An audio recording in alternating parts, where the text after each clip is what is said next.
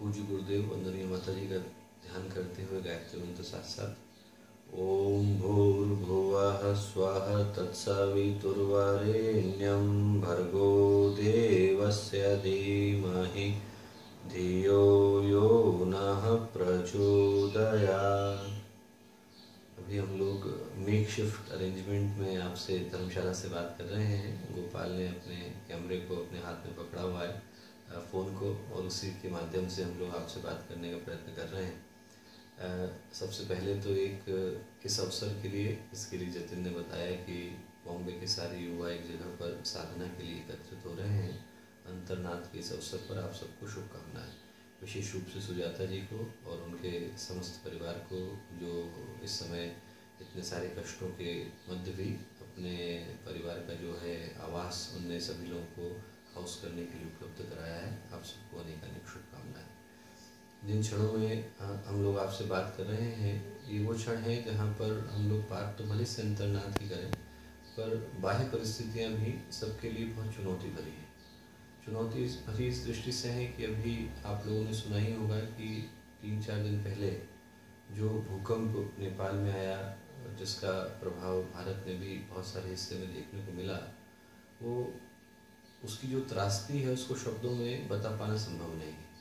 ये भी संभव है कि आने वाले 2 या 3 दिनों में, 4 दिनों में हम लोग भी नेपाल की स्थितियों को देखने के लिए और वहाँ पर राहत पहुँचाने के लिए जाएँ। इसलिए ये जो हम लोगों का वार्तालाप का क्रम है, इसको प्रारंभ करने से पहले मैं सभी सदस्यों से ये जरूर अनुरोध करूँगा कि जब भी आप इस संदेश को सुने तो एक बार उन आत्माओं के लिए अपने मन में जरूर शांति की प्रार्थना करें जिनके बारे में हम लोग कुछ नहीं जानते कि उनके जीवन के साथ क्या घटा है।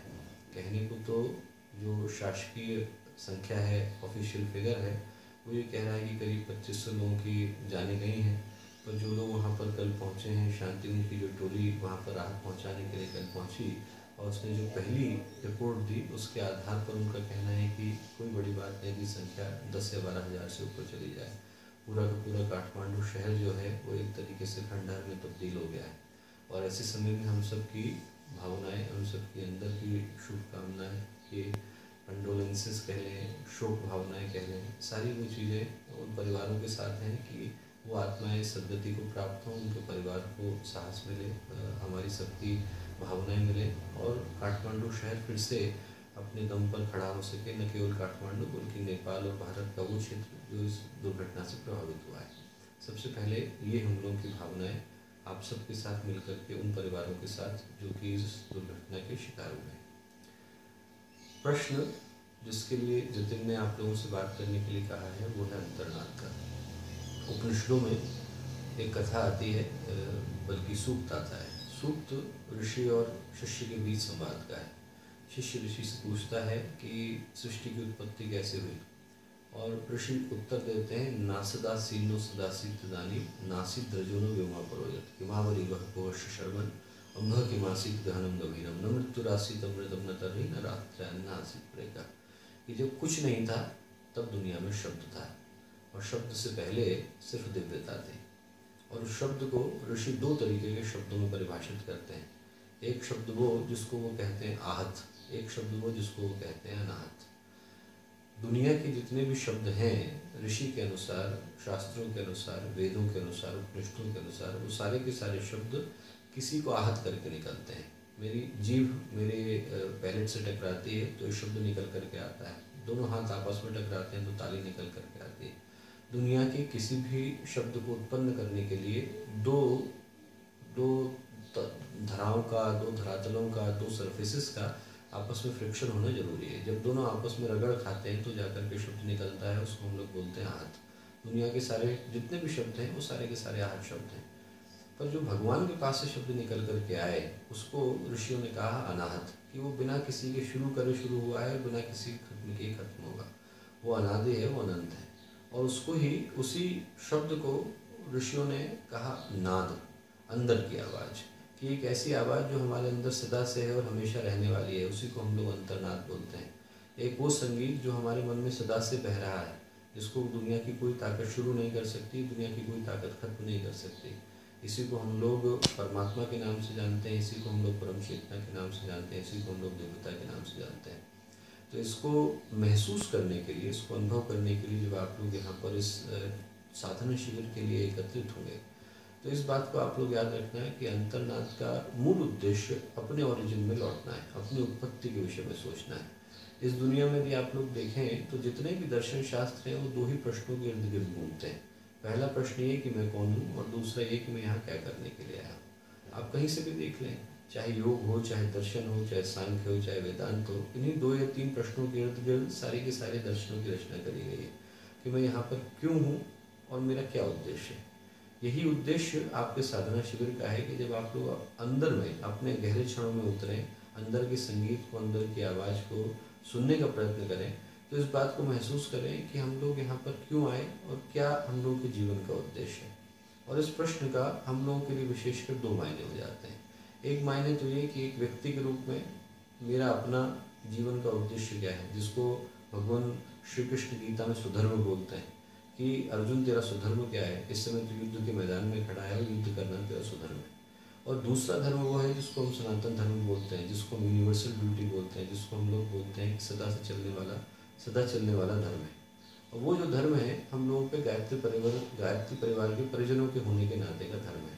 और गायत्री परिवार के परिजनों के होने के नाते जो धर्म हम लोगों को निभाने की आवश्यकता है वो ये कि समय जो इतना विषम है, जिस समय में हर जगह पर इतनी संकट की घड़ियाँ छाई हुई हैं, संकट की घड़ी न केवल इस दृष्टि से कि प्रकृति हमसे रूठ गई है, बल्कि इस दृष्टि से भी कि परमेश्वर भी हमसे रूठ गए हैं। और परमेश्वर इस दृष्टि से रूठ गए हैं कि इंसान जो है वो अपने स्वार्थ के आधार पर दुनिया को किसी भी स्थिति तक ले जाने के लिए तैयार है। और ऐसी स्थिति में स्वाभाविक है कि न केवल इंसान अपने लिए जो है पतन के रास्ते खोल रहा है, बल्कि सारे समाज के लिए खोल रहा है। और ऐसे समय में कुछ ऐसे लोगों को आगे बढ़ कर के आने की आवश्यकता है जो आगे बढ़कर समाज को सही चिंतन, सही दिशा दे पाने की स्थिति में हो। और जो ऐसी दिशा दे पाने की स्थिति में हो वो सिर्फ गायत्री परिजन ही हो सकते हैं। तो एक जो चीज़ हम लोगों को सामूहिकता की दृष्टि से सोचने की आवश्यकता है कि गायत्री परिवार क्या है और ऐसे समय में उसकी आवश्यकता क्या है। यदि आपको गायत्री परिवार की आवश्यकता को महसूस करना हो तो एक छोटी सी कहानी मुझे भागवत की याद आती है, वो आपको सुनाना चाहूँगा। कहानी ये है कि जब महाभारत हो गया, महाभारत के समाप्त हो जाने के बाद कौरवों का नाश हो गया, यादवों का भी नाश हो गया, और उसके बाद फिर युधिष्ठिर जो है वो धर्मराज के रूप में भारत के सिंहासन पर बैठे और युधिष्ठिर राजा बने। एक दिन युधिष्ठिर के राजा बनने के बाद अर्जुन नगर में भ्रमण के लिए निकले, और ये वो दिन थे जब त्रेता समाप्त हो रहा था, कली दस्तक दे रहा था, कलयुग आने वाला था। अर्जुन ने देखा कि जो नगर का सबसे प्रतिष्ठित विद्वान है वो वहाँ पर जमीन पर अन्न गिरे हुए हैं, कोई वहाँ पर यज्ञ करके गया, उसके बाद जो झूठा बचा हुआ है उसको उठा करके वो खाने का प्रयत्न कर रहा है। तो अर्जुन ने पूछा कि साहब आप क्या कर रहे हैं? तो उसने कहा कि मेरे पैसे नहीं हैं इसलिए उठा करके अन्न खा रहा हूँ। तो अर्जुन को बड़ा दुख हुआ। अर्जुन ने कहा कि साहब इतने प्रतिष्ठित विद्वान हैं, आप राजा के पास क्यों नहीं जाते? राजा तो धर्मात्मा है, युधिष्ठिर तो धर्मात्मा है, आप उनसे कहेंगे तो आपको जरूर कोई पैसा देंगे। ये सुना उसने, उस व्यक्ति ने, तो जोर से रोने लगा, बोला कुछ नहीं, रोने लगा। अर्जुन को आश्चर्य हुआ, अर्जुन ये अपनी जिज्ञासा लेकर के व्यक्ति क्यों रोया, युधिष्ठिर के पास पहुँचे। युधिष्ठिर ने जैसे ही पूरा विवरण सुना तो वो भी रोने लगे। अब अर्जुन का जो आश्चर्य था और बढ़ गया। अर्जुन अपने आश्चर्य को लेकर भगवान श्री कृष्ण के पास पहुँचे। भगवान श्री कृष्ण से बोले कि साहब ये क्या स्थिति है, ऐसा ऐसा घटा मेरे साथ। जैसे ही भगवान श्री कृष्ण ने पूरा वाक्य सुना तो वो भी रोने लगे। वो रोने लगे तो अर्जुन ने कहा कि अब कहाँ जाऊँ साहब, अब तो आप ब्राह्मण की बात लेकर के युधिष्ठिर के पास आ सकता था, युधिष्ठिर की बात लेकर के आपके पास आ सकता था, मैं भगवान से बड़ा तो कोई नहीं, अब कहाँ जाऊँगा। अब आप ही को बताना पड़ेगा कि क्यों ये सारी घटना घटी। तो भगवान श्री कृष्ण बोले कि वो ब्राह्मण था, जो विद्वान था, वो ये सोच करके रोया कि मेरे दिन इतने खराब आ गए हैं। उसके अंदर इतना आत्म स्वाभिमान था कि उसको लगा कि मैं विद्या का साधक होते हुए भी दिन इतने खराब आ गए कि मुझे अपने अन्न के लिए राजा के आगे हाथ फैलाने पड़ेंगे। उसके अंदर का स्वाभिमान था जिसके कारण वो रोया। और युधिष्ठिर इसलिए रोए क्योंकि उनके अंदर राजधर्म का भाव था। उनको लगा कि मैं इस देश का राजा हूँ और मेरी प्रजा कष्ट में है और मुझे खुद नहीं पता, कोई थर्ड व्यक्ति आकर के मुझे बता रहा है कि मेरे यहाँ जो गांव में व्यक्ति है उसको भूखे, वो इतना भूखा है कि उसको अन्न पाने के लिए भिक्षा का सहारा लेना पड़ रहा है और प्रतिष्ठित विद्वान को सहारा लेना पड़ रहा है। तो युधिष्ठिर ये सोच करके रोए कि मैं कैसा राजा हूँ जिसको ये नहीं पता कि मेरे यहाँ की प्रजा इतनी कष्ट में है। वो बोले बेटा मैं ये सोच करके रोया।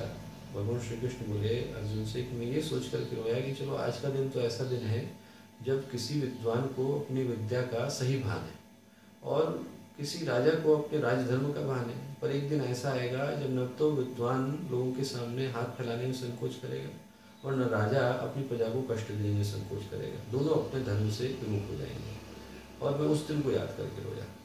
तो दोस्तों, जिस दिन को याद करके भगवान श्री कृष्ण रोए वो दिन आज का दिन है। आज के दिन न तो विद्वान को अपनी विद्या को बेचने में शर्म आती है और न राजा को अपनी प्रजा को कष्ट देने में शर्म आती है।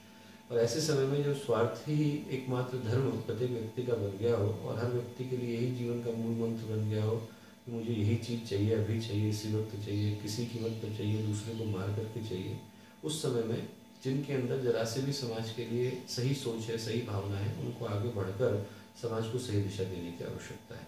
तो आप लोग इस अध्यात्म के पथ पर आए हैं, अध्यात्म के क्षेत्र में आए हैं, इस भाव के साथ आए हैं कि आप लोग समाज को कोई दिशा देंगे। इसमें सबसे पहली चीज़ हमारे मनों में आध्यात्मिकता के उदय होने से पहले सामूहिकता का उदय होना है, पारिवारिकता का उदय होना है।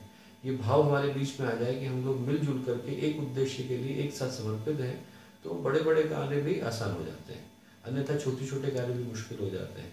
तो एक जो चीज़ हम लोगों को साथ मिल करके लेकर चलने की आवश्यकता है वो ये कि आप लोग यहाँ आए हैं, साधना के लिए आए हैं, पर साथ में सहकार को भी सीख करके जाएं। इस भाव को साथ लेकर के जाएं कि हम लोग एक उद्देश्य के लिए एक साथ समर्पित हैं। और ये जो दिन गुरुदेव ने, माता जी ने हम लोगों को उपलब्ध कराए हैं, अच्छे उद्देश्य के लिए उपलब्ध कराए हैं, ये मात्र हम लोगों के लिए रिट्रीट का कारण न बने, बल्कि हम यहाँ से एक सही स्ट्रेटेजी लेकर के आगे जाएं।